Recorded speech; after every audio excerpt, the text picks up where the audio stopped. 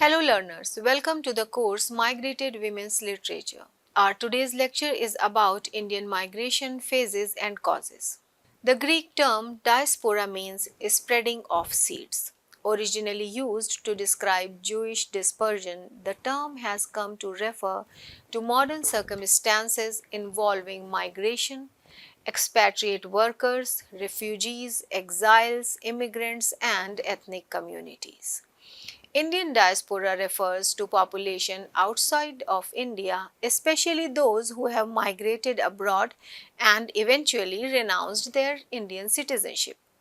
Since the latter part of the 20th century, the term diaspora has been used in place of deterritorialized or transnational, designating populations whose origins are in a different country than their current home and whose social, economic, and political networks transcend national boundaries, as well as their significant contributions to the cultures and lives of both their adopted and native countries. Indians have migrated abroad for a variety of causes from the beginning of time, even though they are not thought to be particularly migratory. Indians have been documented living overseas since ancient times. Despite the fact that crossing a sea was regarded as violating an Indian proscription, many Indians did so at various points throughout history. According to Villers, shipbuilding was a thriving industry in ancient India, and the art of sailing originated in the Indian Ocean. This dispels the idea that Indians are landlocked people who are afraid to cross dark waterways. Around 3000 years before the birth of Christ, humans engaged in commercial transactions with strangers. According to artifacts from the Indus Valley civilization discovered at Mohenjo-daro and Harappa, this indicates that long before the birth of Christ, Indian merchants were actively participating in trade and commercial exchanges with distant lands. The journey of Indians can be divided into three broad phases: pre-colonial phase, colonial phase, and post-colonial phase. Let us talk about pre-colonial emigration. The earliest indication of Indian migration dates back to the 5th century BC when Western Indian immigrants migrated to Ceylon, which was eventually converted to Buddhism under King Ashoka's rule. A small number of Indian traders arrived in Malaya. They made permanent settlements in Sumatra, Java, and other Southeast Asian regions, frequently marrying local women.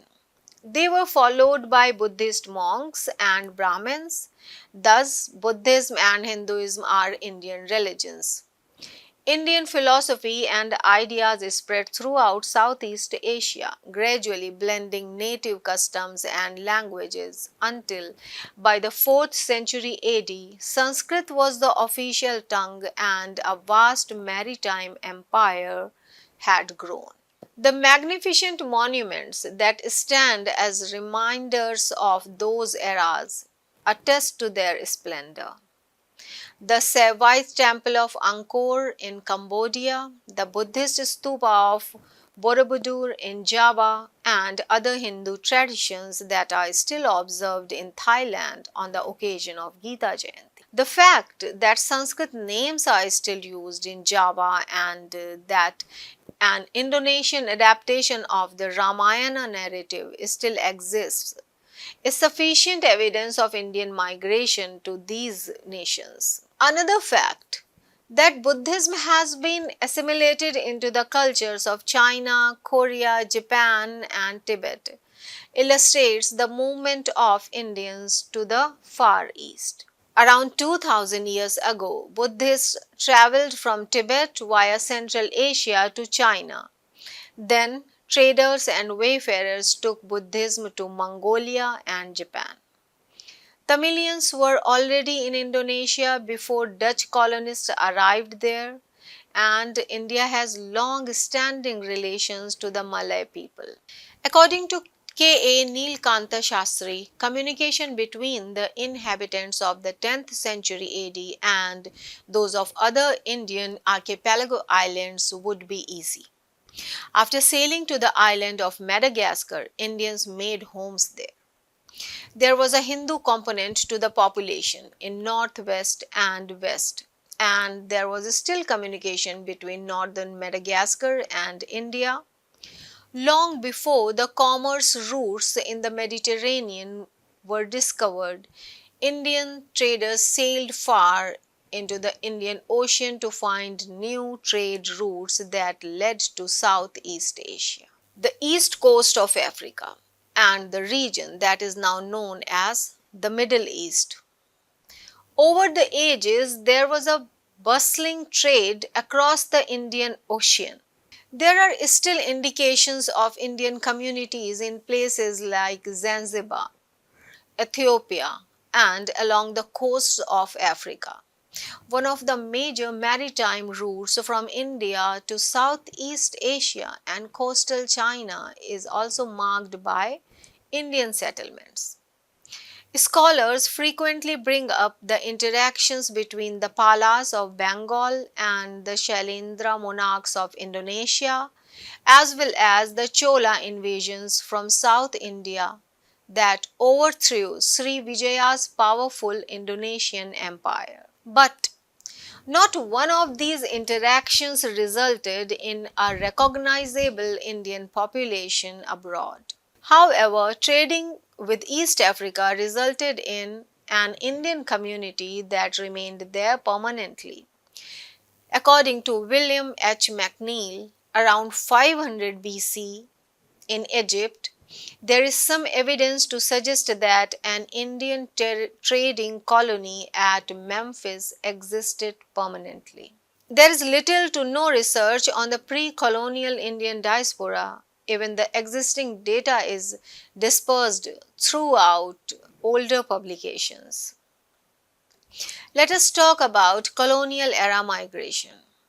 While emigration from India has been occurring for centuries, the 19th and the 20th centuries saw a particularly large scale exodus of Indians from India to other parts of the world.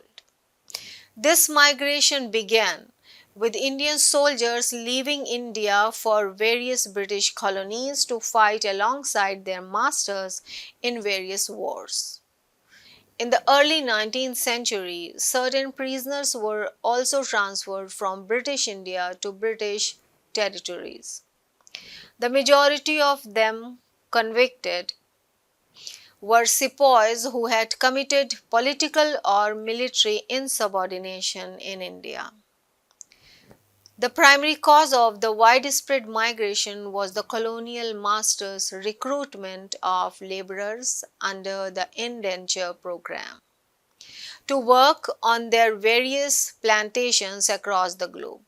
In general, there are three discernible patterns of Indian emigration: indentured labor emigration, Kangani and Masri labor immigration, and passage or free emigration. Let us talk about indentured labor migration. It is named so because each laborer signed a contract to work on a plantation for 5 years, and it was officially encouraged by the colonial administration.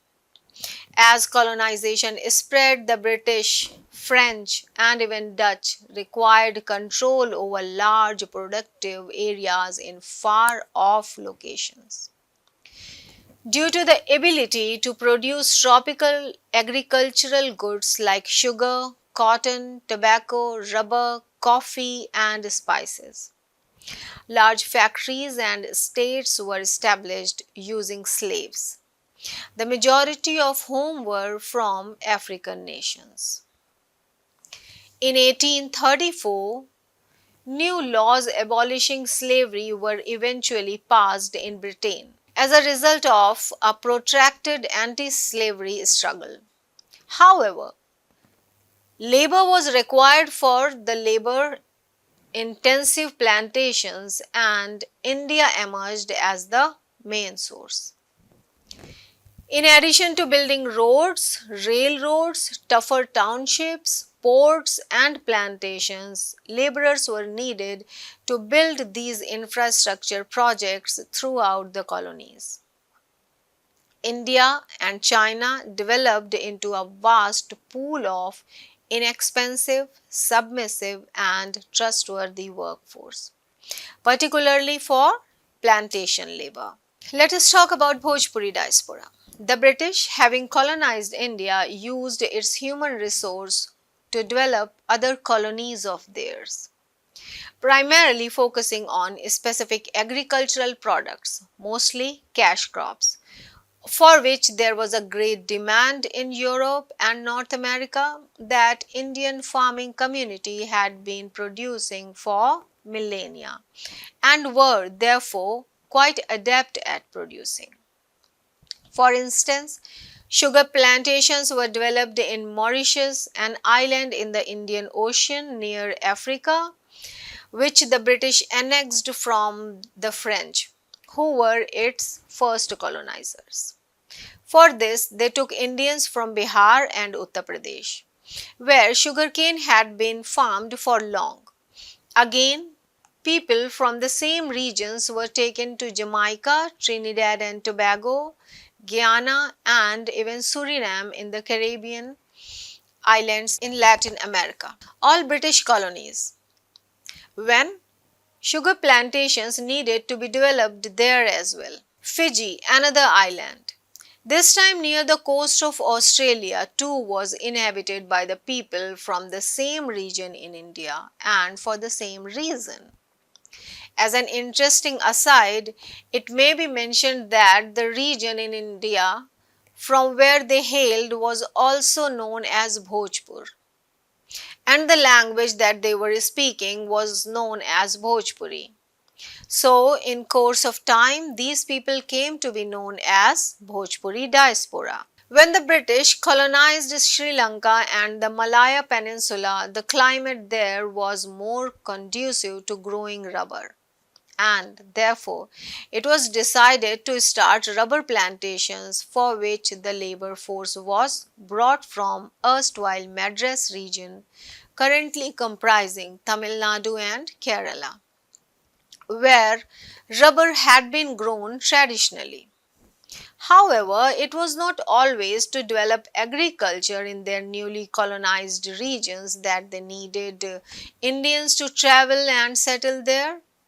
For instance, when the British wanted to lay a railway line from the coast of Mombasa to the Lake Victoria in the hinterland in the eastern parts of Africa, Kenya, and Uganda, as an impetus to its economic development, they took the labor force from Punjab, who were not only physically strong but were skilled as well.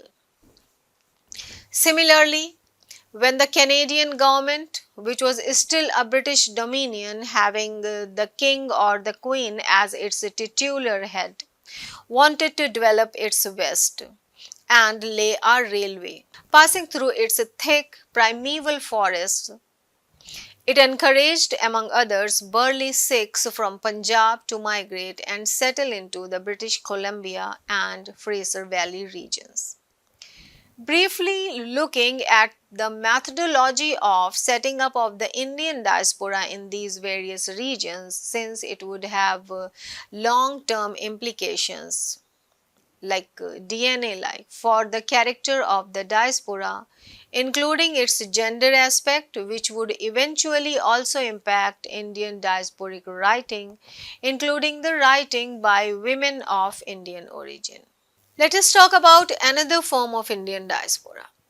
Most Indians who traveled to sugar plantations either in the Indian Ocean region or to the Caribbean and Fiji went there under an agreement, initially for 5 years, at the end of which they could either return home or extend their agreement or seek a release from the agreement and settle there. Since they went under an agreement.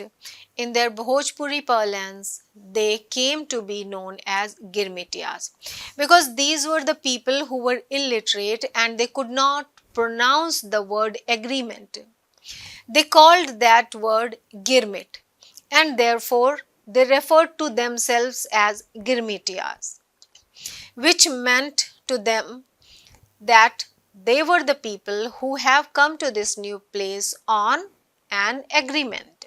So, most of these people were from poor families and were illiterate and had accepted to go and earn some fortune and then come back to resume their normal life.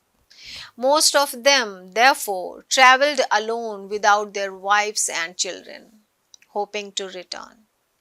These regions being far off from India geographically, keeping contact with their families and friends was however very difficult and soon they felt cut off, eventually losing all connections with their motherland. It is after millennia when the socio-political conditions in their lands of sojourn had changed as also their personal fortunes that they tried to look back and discover their roots and places of origin in India. The manner of setting up the Indian diaspora in Sri Lanka and Malaya Peninsula was quite different. The recruitment was indirect in the sense that government through their agents located some influential people in villages and that were given the responsibility of recruiting people who would be employed on the rubber plantations in these two countries. He was the middleman who had then the responsibility of managing everything for them, from travel to settling in the foreign land and even their work related day to day administration. This person was known as Kangni and the system came to be known as Kangni diaspora.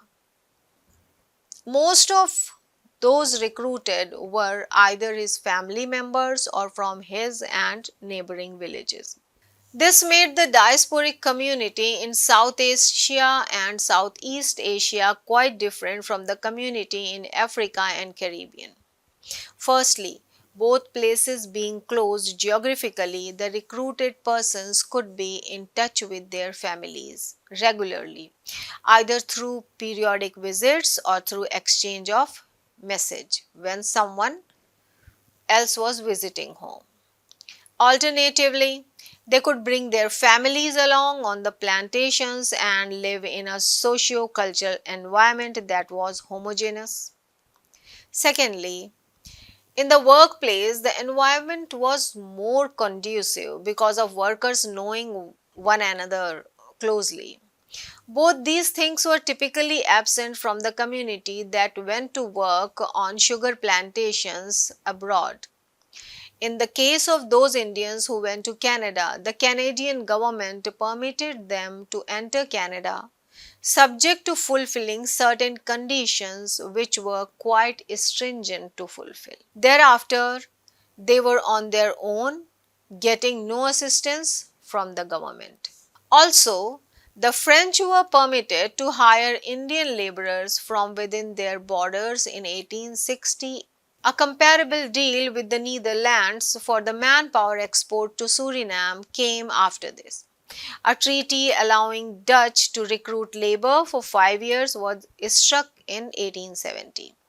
In exchange of gaining land or expanding power in other areas, all of these accords were previous imperial designs. These labor migrants were also transported to Mauritius, the Dutch colony of Suriname, the French colonies of Guadeloupe and Martinique, and it lasted from 1834 to 1920.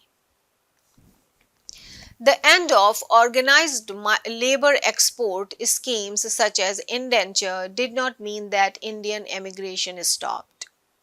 Members of trading groups from South India to Southeast Asia and from Gujarat and Punjab to South Africa and East Africa like Kenya, Tanzania, and Uganda, were leaving these regions steadily. The majority of workmen traveled to East Africa in order to work on railway construction. These migrants paid for their own passage and were free to go without official sponsorship. They also did not have any legal obligations. The middle of the 19th century saw the start of a significant portion of migration to the southeast regions. However, Indians were also sent by the British to labor on their plantations in Burma. A significant portion of the southeast migration was voluntary, primarily from Malaya and Singapore. Following the American annexation of the Philippines in 1898, Indian businessmen arrived with the intention of establishing small companies and initiating a chain migration from their home region. During the colonial era, Indians' customary place in Thai court circles was diminished. Traders from India joined the large number of Indians who arrived from Malaya and Singapore. They were primarily urban residents who worked in trading and precious stone mining. Just after Singapore was founded as a commercial station, Indians arrived. Native Americans left the French colonies. Indians migrated to the Indochina region from the French colonies of Pondicherry and Mahe, where they established themselves as a noticeable minority in Southeast Asian nations. Phased migration occurred to Australia. During the early 1900s, when Australia and India were both under British colonial administration, the first wave of migration began. The majority of Indian immigrants to Australia were Sikhs and Muslims from northwest India's Punjab region. These previous immigrants had come to work as dock workers and on the banana plantations. That is all for today. In the next lecture, we will talk about various causes of Indian migration. Thank you so much.